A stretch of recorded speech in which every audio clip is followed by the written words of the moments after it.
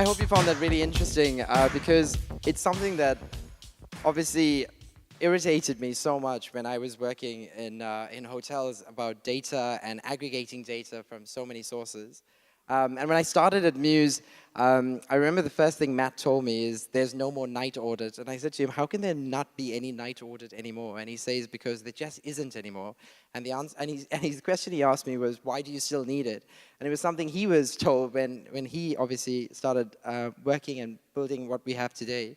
And then I started asking myself, as I started taking the product forward, was, well, what if we could actually stop running Excel reports on a regular basis? And it's a frustration I think everybody in this room has right now. I'm not even going to ask you to put your hands up of how many people get frustrated in terms of aggregating data. But as we grow, and as our properties grow, as our customer databases grow, we have so many touch points of data from websites to your points of sales in your restaurants, to your conference and events teams, to the PMS, all the reservations, but all this data is so scattered.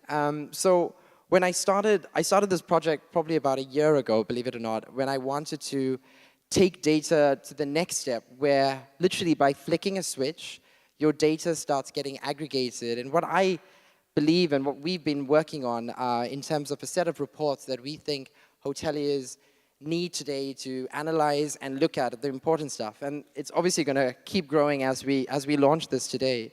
But with data comes so much more that we probably don't even look at because we're too busy preparing data rather than analyzing it. And this is something that I feel we have to stop doing.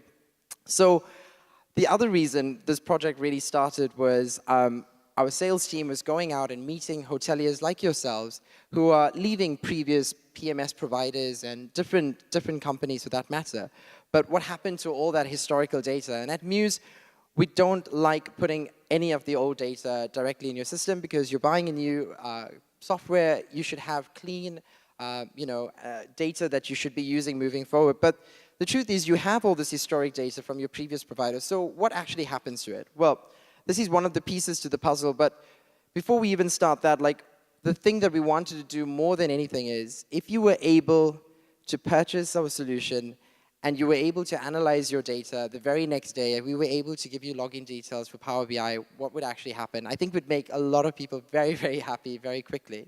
So earlier this year, we started working with a company in the Netherlands that helped us to aggregate all of this data together and start building these reports. And in August this year, we had a workshop where we invited our current hoteliers to come together from France, from Austria, from London, where everybody sat around a table and were given one task. And we gave them a task, we gave them all a flip chart paper, and we asked them what would be the reports you would like to see to analyze using Power BI.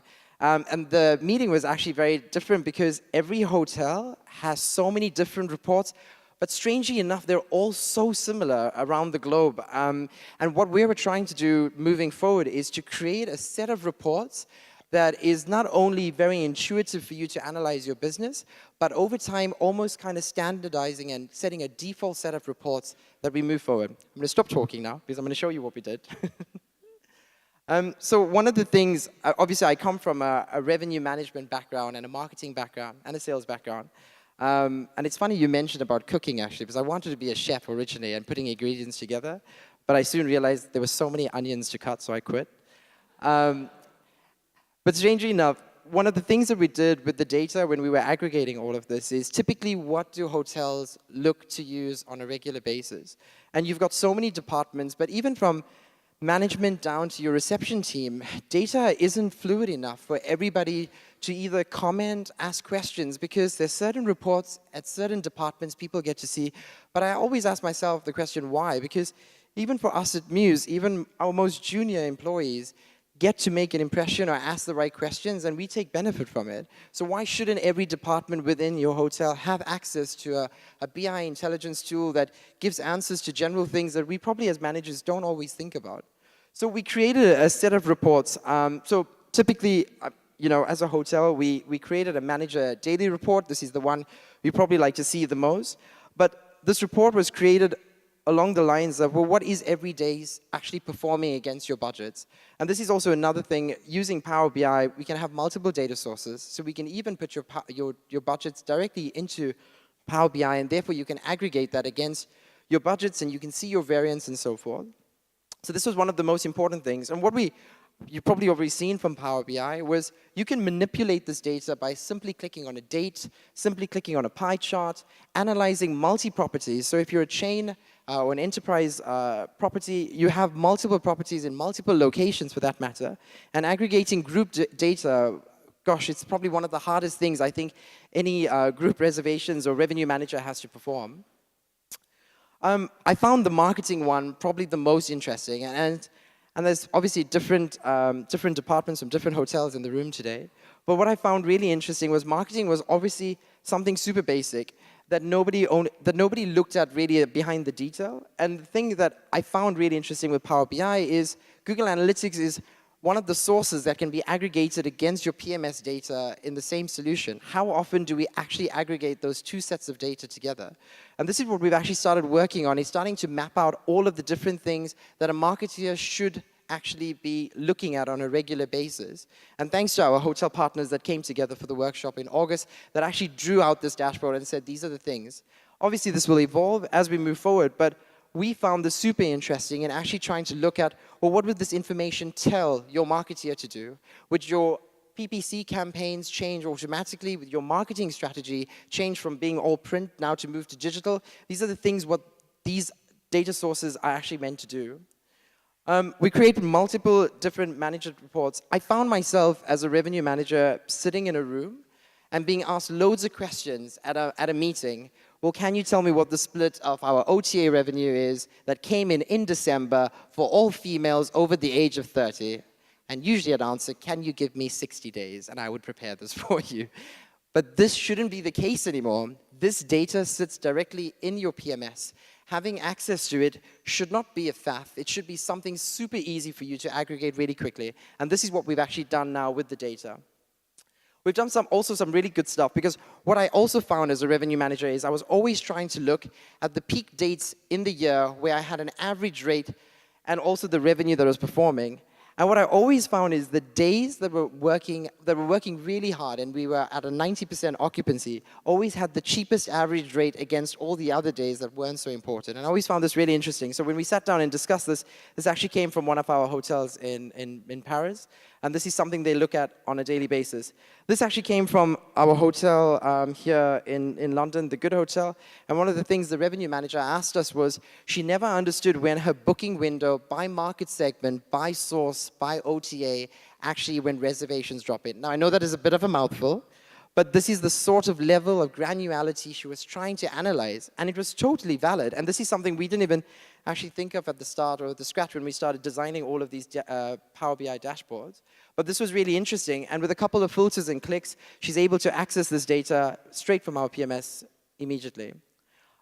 We actually designed something for a chain in South Africa, and thankfully, he's allowed me to share the prototype. We probably will let everybody have it as well. But one of the things he really wanted was, he's got 22 properties, and he said to me, the general managers never take ownership for the revenue that they're responsible for. And I used to be a general manager, and that is totally true. So what he really wanted to do was create a very simple performance-type dashboard that allowed for the data against these budgets for every single property, for the general managers to see where they are, using a little, obviously a speedometer, gauge, whatever you want to call it, in terms of seeing where they are. And it's making this visual. And all of this is available, obviously, on a browser. So this is what he's challenging them now on a daily basis. So we launched this, and these are the sort of things we can design with Power BI. We talk about pickup and pace against market segments and revenue that we currently do.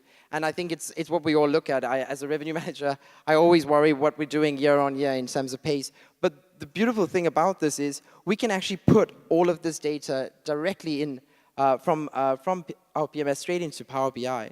And using, obviously, a scale of every single month, you can actually analyze year on year. And if we are importing your old data directly into a Power BI application, this data can still be used because all of your historic data now sits there, so we can see all of the date ranges that was used previously. And these are sort of the things that we've done with Power BI moving forward. There's tons of reports we've created as templates for you to have a look at. And later this afternoon, please feel free to ask one of our team to have a look at it.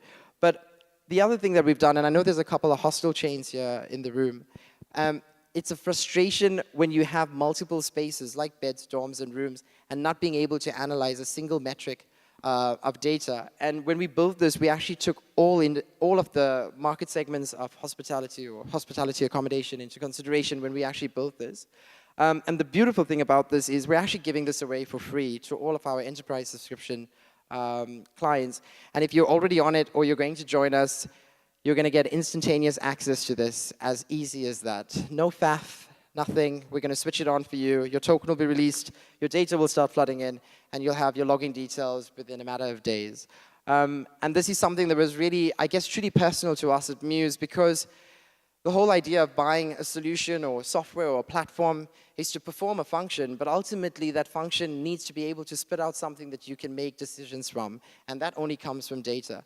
So we believe that Power BI and reporting and any reporting tool or business intelligence tool for that matter should be accessible to everybody. So I'm sure you all can't wait to see your data start flooding into your new Power BI application.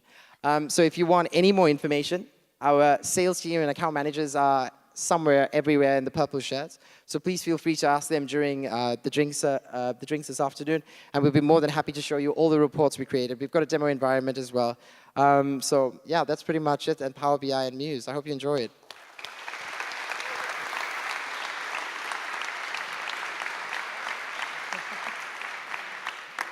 Greg, you actually get a shot for being on time. Yeah, exactly, because that's unusual for you. All right, thanks, Greg. So are there any questions on Power BI or the partnership with Microsoft? No, you don't pose the questions, or you answer the questions. Is there any from anyone? Yep, Martin. You're a keeper. The demo was all on Windows. I won't say unfortunately, but fortunately we don't have any Windows computers. Does this work on Mac? So this isn't actually a desktop application. It's actually accessible on a browser. The previous demo was well, Microsoft guy gave.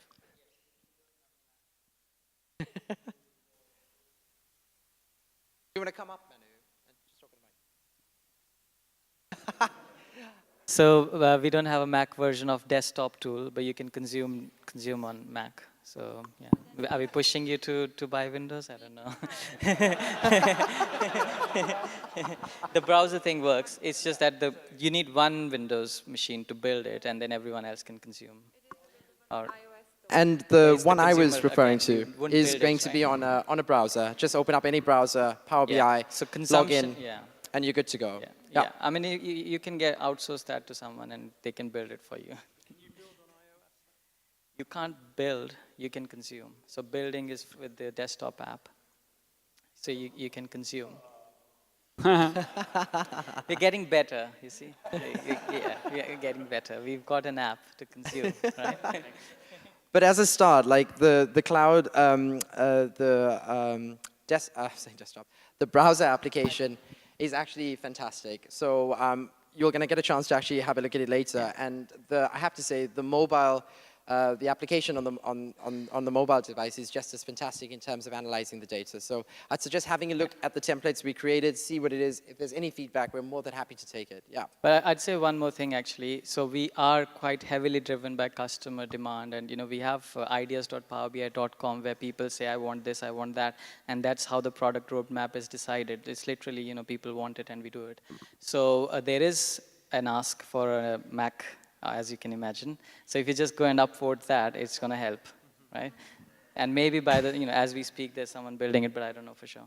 So can everybody after this just go in and just start voting one by one? We'll invite our mothers, our fathers. We're going to get them all to vote. Jörg, when I run a report regarding RevPAR, I always have the difficulty with Expedia where we receive bookings that have commission included and Expedia collect bookings where commission is excluded. So this ruins this report. and also hostel world reservations, they always come in without the commission. Is there probably some solution now to get those reports right in Mews or with Power BI? Sure.